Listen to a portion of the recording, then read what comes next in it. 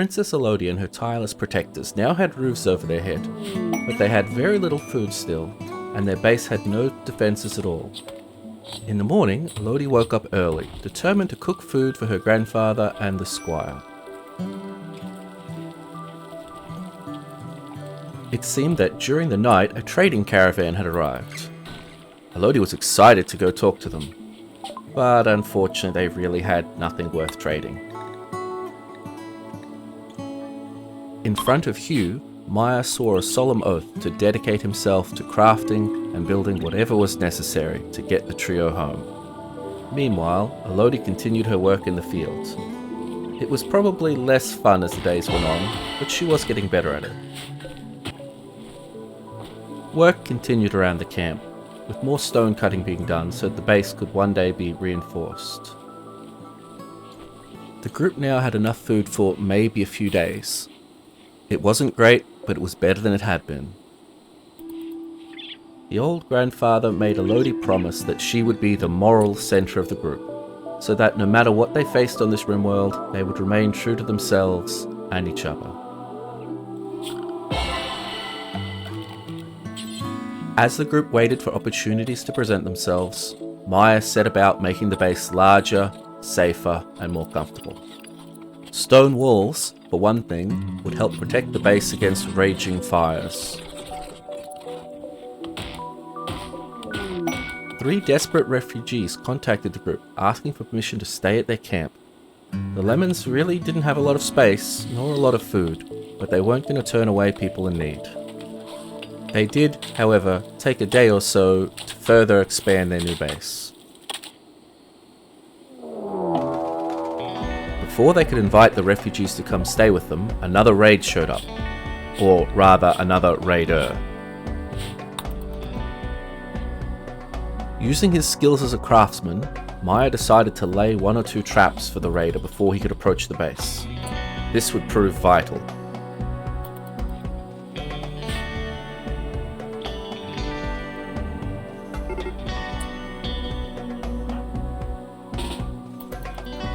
Although concerned, Maya felt a single, poorly equipped raider would be quite manageable.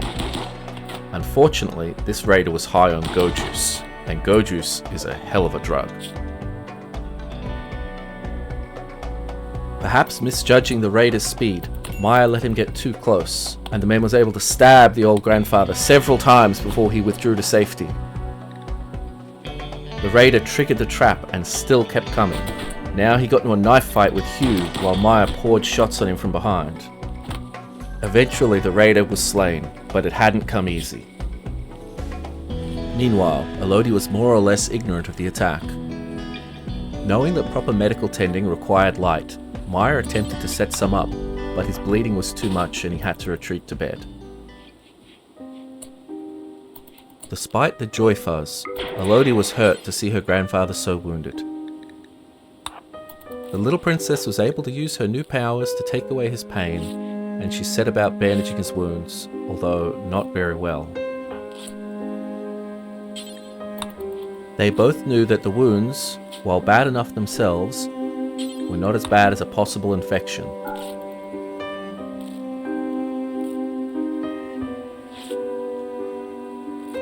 Elodie made her grandfather promise he would not die, not until long after they'd returned to their home planet, reclaimed the family castle. She found a husband and had a whole mess of happy little children. Maya happily accepted the promise. Even Hugh had been hurt in the attack, although not as badly as the grandfather. Elodie tended to his injuries too, and thanked him for his continued assistance. Then she stood there for a while, as if forgotten and unguided. Feeling much better already, Maya was finally able to rig some more lighting in the base. After Elodie nagged the old man about looking after himself some more, Maya decided to take a few minutes to himself to lay on his back and look up at the clouds.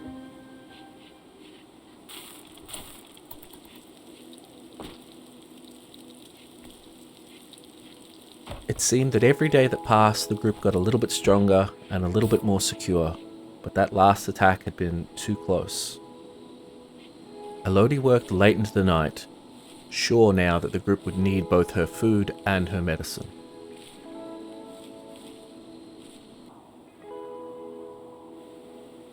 After delaying accepting the drifters' requests, Elodie finally invited them into the camp, although they still didn't really have anywhere to put them.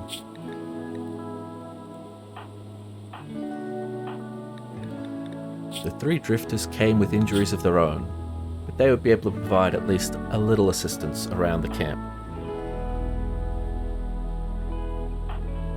Although the drifters themselves seemed okay, the belief system they held to was at least a little concerning for the Lemons.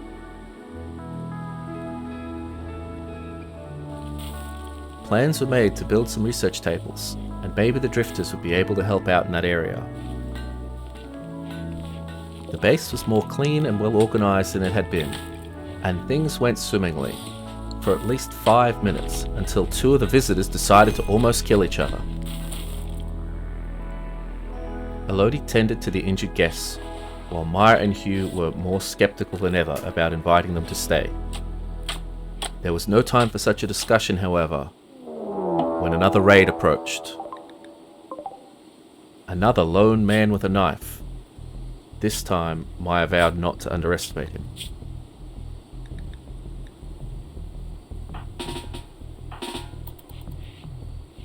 The defenders sallied out of the lemon camp to greet the raider, though they only had 1 gun between them. Maya was careful not to shoot any of the refugees. Thanks, in part, to superior numbers, the group was able to subdue the raider, and things were safe again, for about 10 seconds. Though this would likely be the least of the threats the group faced on the Rimworld. Fortunately, Elodie was not there to witness the lone rabbit being gunned down.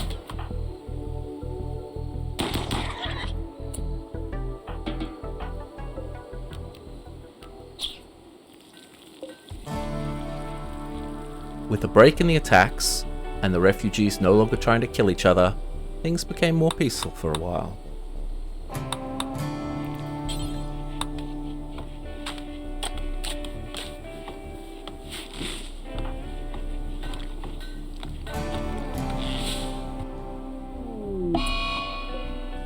Although the little princess had been bearing up very well under the pressure, her sickly constitution invited a painful infestation of gutworms.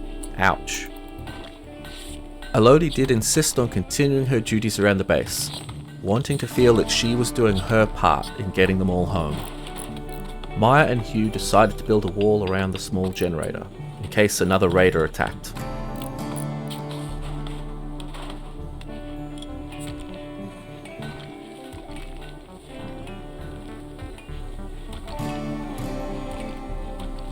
With assistance from the refugees, the fairly low-tech Lemon Party finally figured out how to make batteries.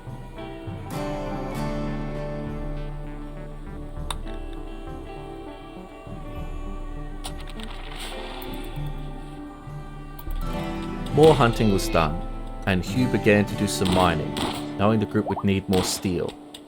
Although why they were able to mine steel he wasn't quite sure.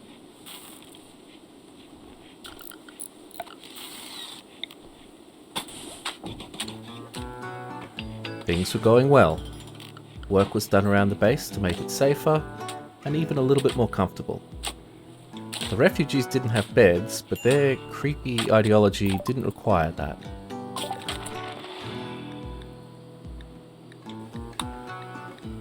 It sounded like a storm was coming in, and sure enough it was.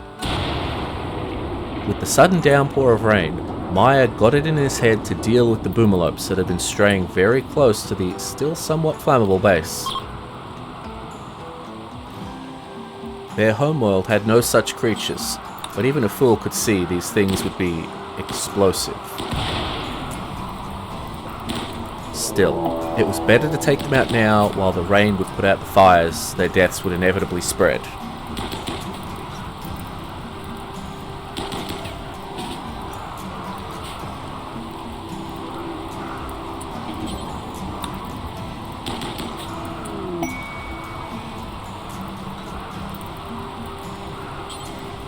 Even while downed, Boomalopes had to be treated with extra care.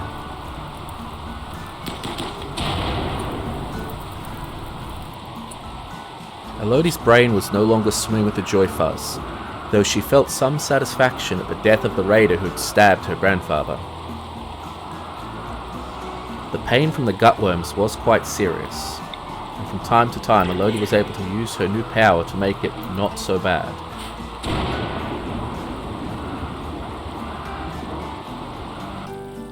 As the storm passed, the group found they for once had an abundance of meat. They knew that this would go off quickly if they didn't have some method of keeping it cool. The refugees suggested they build a refrigerator. Maya and Hugh set about the task, using wood for the interior walls while keeping the outside more secure with stone. Even before it was fully finished, the group began moving the meat into the newly constructed refrigerator.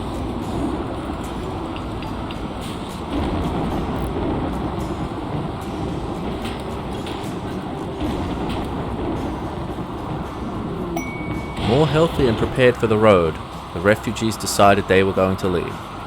Elodie recommended they not do so in the middle of the storm, but they were set upon it.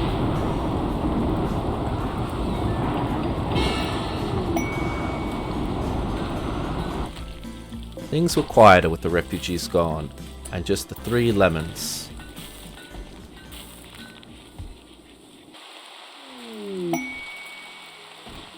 Sometime later, out of the blue, a friendly AI contacted the group.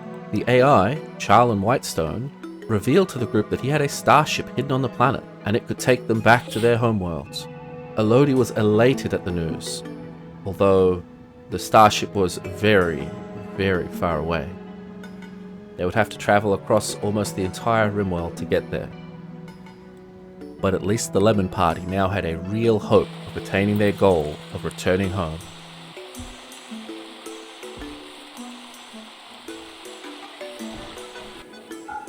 Elodie had wanted to set off right away, but Maya and Hugh counseled her that it would make more sense to prepare for the long voyage. They made further augmentations to the base, including building some solar panels.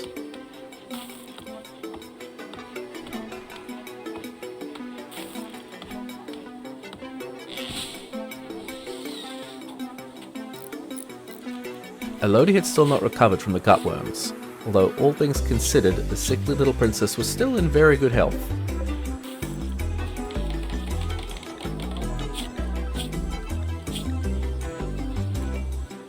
Elodie was excited to see a bear wandering around her rice field, although Maya and Hugh were less enthusiastic about the change. They kept a close watch on the animal, but it didn't seem hungry, at least not right now.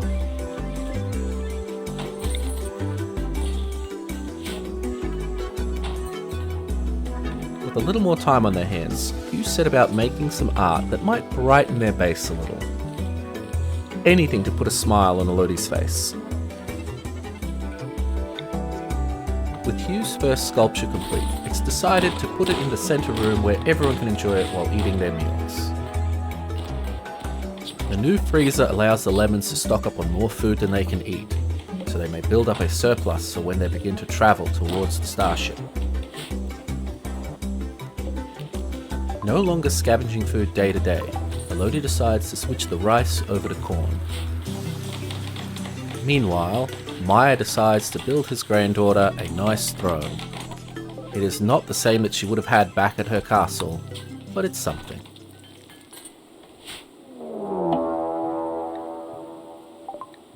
Another raider approaches the lemon camp. Yet another single man wielding a knife. Is this some kind of strange initiation ritual?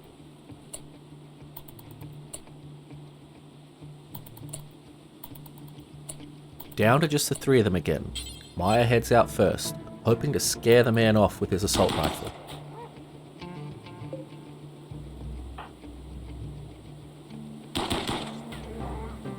The raider doesn't run, but nor does he attack. He sort of wanders back and forth being shot.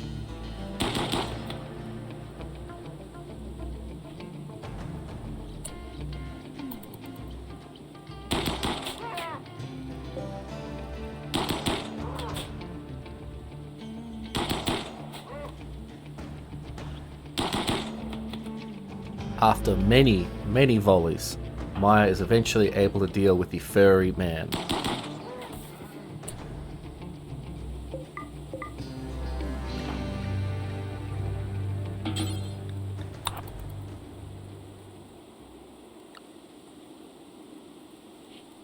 Although the lemons know it will be a long time before they are ready for the long journey ahead, they're still feeling very upbeat. They decide to make some more improvements around the farm.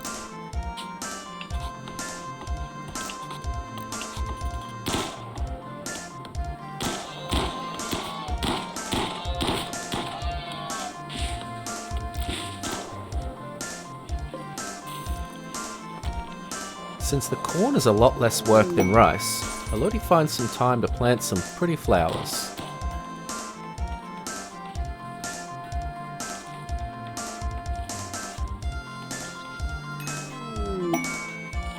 The group receive a message from a man being chased by some creature. He begs for safety and offers to join them at the lemon camp. Maya and Hugh have their reservations, but Elodie insists they help.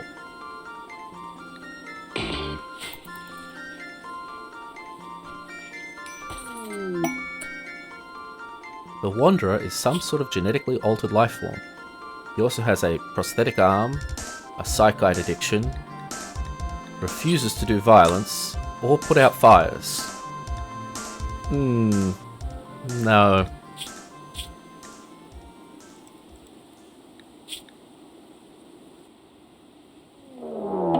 Now comes the creature that was pursuing Gan.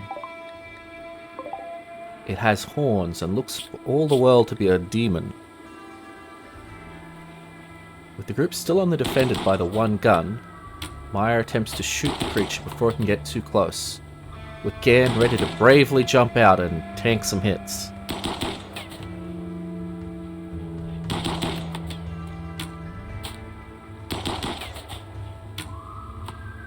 Fortunately, that was not necessary.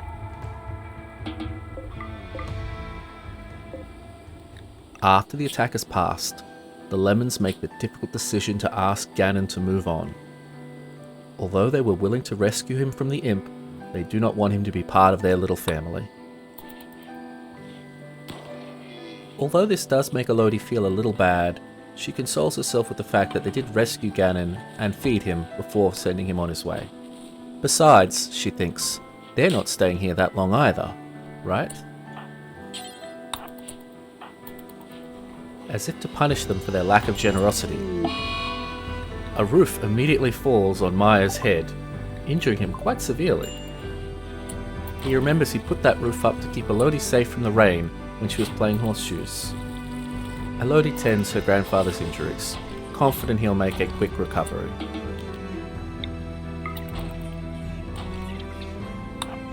Feeling safer and more hopeful than they'd been since crashing on the Rimworld, the group decide to participate in an ancient lemon ceremony.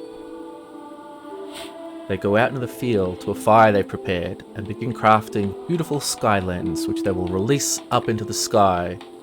Elodie imagines that they will fly up all the way back to their homeworld. Little Elodie knows her parents are dead, but with the help of Maya and Hugh, she will return home and continue the Lemon family traditions.